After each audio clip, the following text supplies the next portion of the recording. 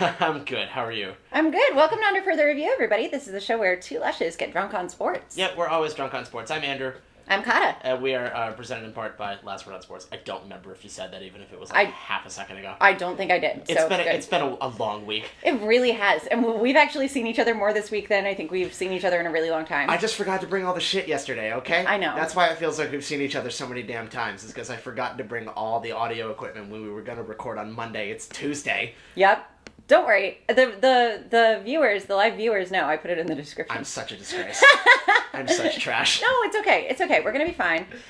We're doing a show today. And we're going to have some fun with it. We are indeed. We've got a lot to talk about. But, of course, first we just wanted to remind everyone, of course, to be sure to follow us on social media. Our handle is at UFR Vodcast. You can find us on Instagram, Facebook, Twitter, the whatnot. Just like that. Also, if you have any questions or comments or concerns that you'd like us to address, you can always email us at andrewandkata@gmail.com. Podcast comes out every Thursday, obviously. You can find us on Apple Podcasts, SoundCloud, and wherever you get your podcasts, except for Spotify, because we're not that cool yet. I think that's everything. Yeah. It's a very long social media intro. Yeah. But it covers all the bases, I think. Well, we need to make sure everybody knows. Of course. You know? We have so many different ways that people we reach out to us. We try so hard to interact with our public. I'm feeling very, very cynical today. I know. I just am. I don't know if it was like I'm up early this morning because I had to work, or I had to type a long recap, and that the person that I wanted to win and face me in the championship didn't end up winning because Drew Brees and the Saints happened last night. Right. Because Drew Brees and the Saints happened on Monday night. It's a whole thing. We'll absolutely get into that a little bit later. There's a lot to talk about with fantasy, including some realizations. It's very, very exciting. Yes.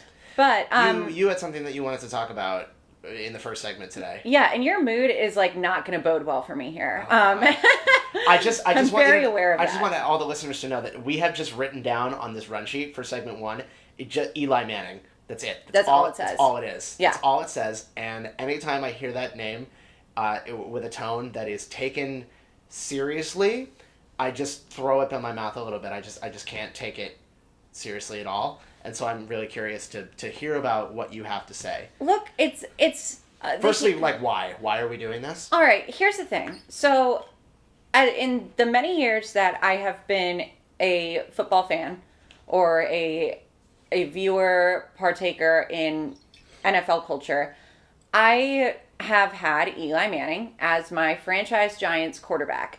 And I want to talk about it today. I want to talk about this today because you know that I will begrudgingly do you the same service when it comes time for your franchise quarterback to throw in the towel. But I had a really emotional experience on Sunday watching Eli Manning face the Dolphins and win what will likely be the final game of his NFL career. You think so? I mean, I do. If he's smart, like, well, what is he going to do? Go try to play some more? Like, that's not... Yeah, probably. No, but if he did, that I think would be significantly damaging to his Hall of Fame contention. Right now, he's leaving the sport as a Hall of Famer. Oh, my God. Look, I know, and I know that you have certain feelings about this. I have so many feelings on that, but this is not the time or the place. This is your segment. Please continue. No, it's just, I just wanted to say, it's just such a weird feeling because also it was a unique situation. So after week 2, Eli Manning was benched for Daniel Jones. We all know this. Daniel Jones had a couple of really good games and then he was meh, and then he got hurt. And that's not something, obviously, that any team really wants to anticipate. So we didn't think we would see Eli again. When he was originally benched, it was kind of like, okay, like this is a little much, but okay, it's crazy.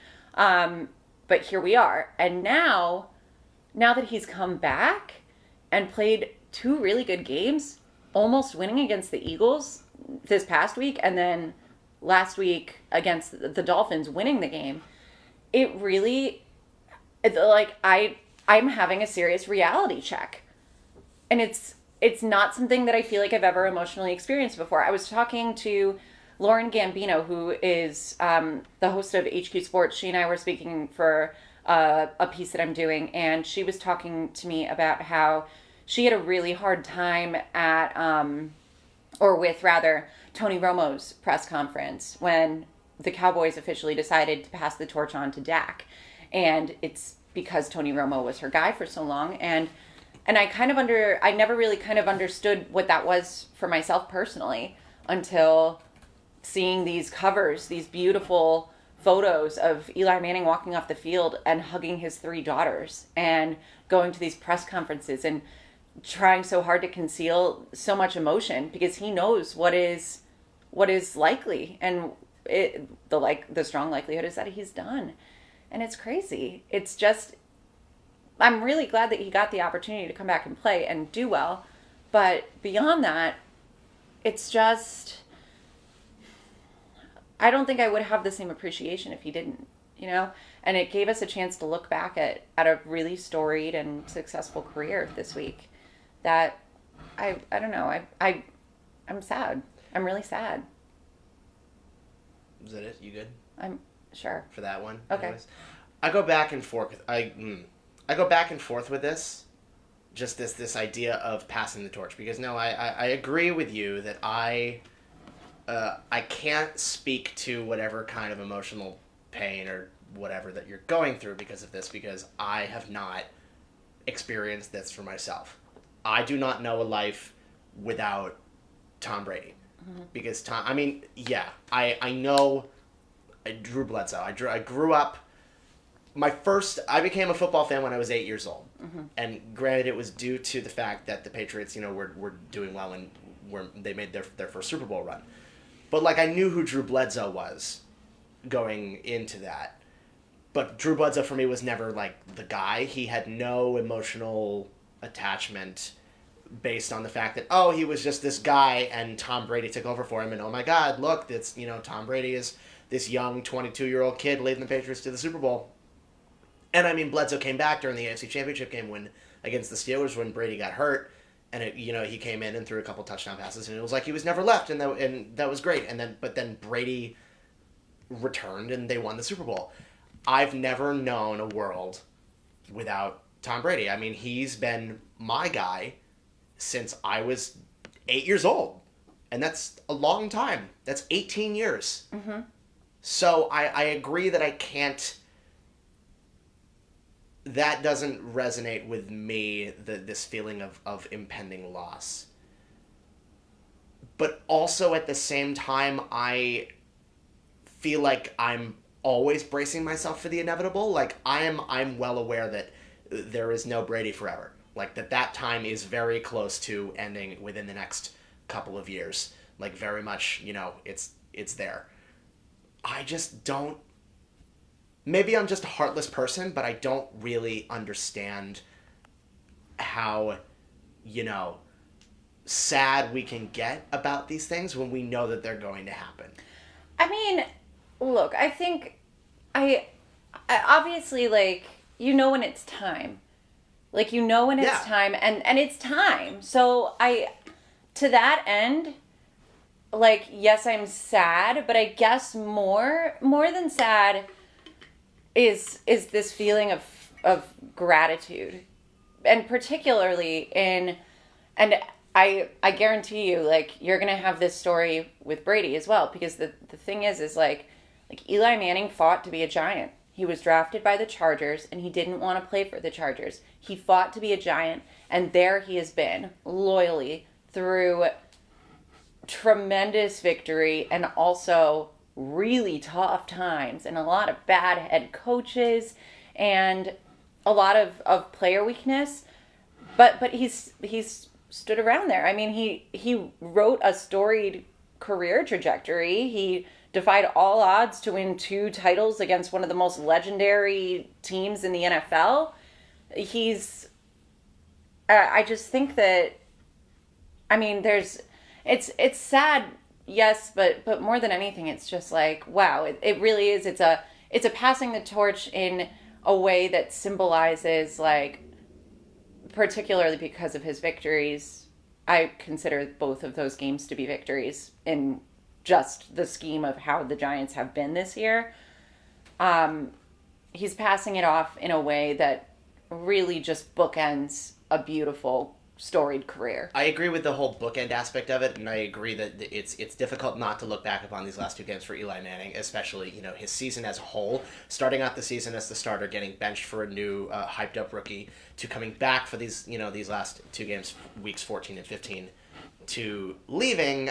It's easy to be romantic about that. Mm-hmm. But maybe it's just my realism as a sports fan, and maybe it's just me not really liking Eli Manning, or not liking Eli Manning, but not liking this like almost Jesus-like figure out of Eli Manning. I don't agree with that. It's the same for Tony Romo, especially like when you look back on the body of work and it, on the whole, has been so. I just don't know how I can feel emotionally attached to somebody who has been mediocre for the last however many years. What about situations like Andrew Luck though? I mean, I know we're not Colts fans, but you have to admit that was sad. I mean, and that was sad and also very frustrating because no one saw it coming. Sure. I mean, but Andrew Luck was what? How many years into his career? 6, 7? Yeah. Yeah, I mean, it's kind of similar to when somebody dies when they're in their 20s and 30s. I mean, I don't mean to be morbid about. Sure. I might cut that out. It's a career cut short. A career with so much, a career with so much upward trajectory cut short like that, like out of the blue, kind of stings a little bit. Yeah. Yeah. So in that respect, it's a little bit different. Sure. But like, you play for how many? Eli Manning's been in the league since 2004. 15 years. So 15 years. And he's 117 and 117. His record. I mean, I just can't get emotionally attached to somebody who has a 500 record. I know, but you're also not a Giants fan. No, I know I'm not. And right, and I respect that the culture is different here in New York as it is in New England. Right. Like we're used, tell me I'm wrong. We're used to doing very well. Yeah. We've won 6 Super Bowls in the last 18 years. Right. I mean, the bar is set a little higher for us. Right. And that's fine. And that might just be me as a Patriots fan. But I get that it is, you can certainly be romantic about the old horse on his way out the door of the saloon for the final time. Right. But again, it's so special too because of having that opportunity. A lot of quarterbacks don't get that opportunity.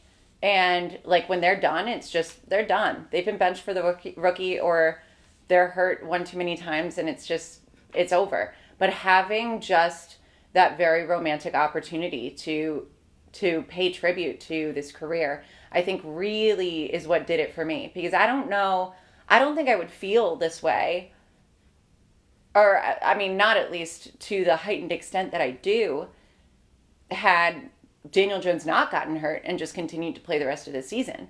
Like, this was a very unique and moving opportunity to pay tribute to a guy who's I know you guys are used to, the Patriots are used to being good, and we're not. Like, it has happened. We've had a few really good years, but lately it's been really hard, and he's stuck around. He's always stuck around. That's the reality. And I think that almost makes it harder, because now we're seeing Tom Brady in probably the worst year of performance that we have ever seen him in before. We are definitely in the twilight, yes. I mean, you can't deny. And, it's the Patriots particularly, it's such an interesting dynamic that we have between the two of us, because the Patriots being what they are, being so good and knowing when they're strong, like, they're not very good at losing either. Like, we know that, and that's why when they do, it's spectacular. And that's why when they're bad, they're done. Like, Gronk was like, I can't play football the same way that I used to play football, so I'm going to retire. And that's the end. And that's what's going to happen with Tom Brady, I think, too. I think he says he's going to play until his body literally can't play anymore. But the second that he feels like his body can't play anymore because psychologically he knows that he's not as good as he used to be, that's when he'll be done.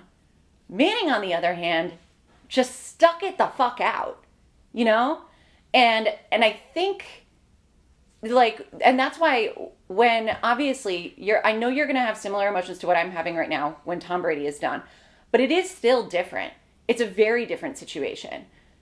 You have a loyal quarterback who was good through the most part. Like, the climax of his career has been the most of his career. He hasn't... Say that one more time. The climax... Oh, I thought you said the twilight. The climax of his career. Yes. He has literally never had a losing season as a starter. Exactly. So, that's great. Like, that's amazing. On the other hand, like... There's just this profound loyalty for the Giants. Because, while, again, I know you've never had to experience this, sometimes it really sucks to be a Giants fan. But those of us who are real Giants fans aren't going anywhere. You know? Even in seasons like this. Like, I'm not going anywhere. Well, I mean, like, why would you? No. You've got... I mean, the beat goes on. Yeah. It's just like you can't stop the train. You know, it just keeps on rolling. Like, the torch gets passed from one conductor to the other. It's like a blues song. It's very like... Yeah, I mean, it is. Giants fandom is like... a blues song. Once he's gone, he's gone. You can't go back. Right. You have to keep moving forward. Exactly. And that's what's so great about sports, is that we just keep, you know, the seasons change and the fans stay the same, and we just have to roll with the punches. And that the punch to my gut this week was Eli Manning's swan song, and it was beautiful, and I feel a lot of things. Remember when we had that conversation about Eli's legacy, when was it all the way back in week 2 when he got benched? Mm-hmm. And we had that conversation about legacy and about Hall of Fame caliber. Yeah. This is the conversation I wish that we had back in week 2. Truly. But we couldn't have. No, I know that we couldn't. Like, we know that there's no way we could have anticipated the events that have occurred for the Giants in the last several weeks. Right. And but if anything, now more than ever, I am feeling like a profound assuredness that Eli Manning is a Hall of Famer. And we could all be wrong. Everyone is out. I am not the only person sitting here in sports media that is saying he's done, it's over, blah, blah, blah. He could go and get a deal as a backup for the Broncos or something. I don't care. Like, it could happen. I'm not saying it couldn't. I'm saying it would hinder his I guess, resume as far as the Hall of Fame is concerned. His impression. Yeah. I don't think this is a good thing necessarily or it would be a good thing necessarily for the purposes of his candidacy. But at the same time, I think that this told us a new story. This ended his story just so beautifully. And we can close that book now. We can close it, and we can feel like we, you know, even if whether or not we agree with Shermer's choice to play Daniel Jones after week 2, that I digress. But we can feel confident in the career that Eli Manning had, and saying that it's done. I think the historians will. Time will tell. Yeah. You know my opinion. Yep. Time will tell, for me. So. Anyways. That's Eli Manning. That's Eli Manning. That is the book of Eli. Thank you, Eli. I appreciate you. All right. Thank you for everything you gave us over so many 15 beautiful years. Mm-hmm. 15 really hard, but ultimately very beautiful years. So. All right, you've said your piece. All right, I'm done crying now. Let's take a break. Yeah. When we come back, we have a little bit of investigative reporting that we need to talk about. Oh, yeah. So guys, this is going to be really exciting. Don't go anywhere. We are going to talk about something that for some reason no one else is talking about right now. Woohoo! We're finally getting the jump on something. I'm very excited about this. All right, stick around. Yeah. We will return.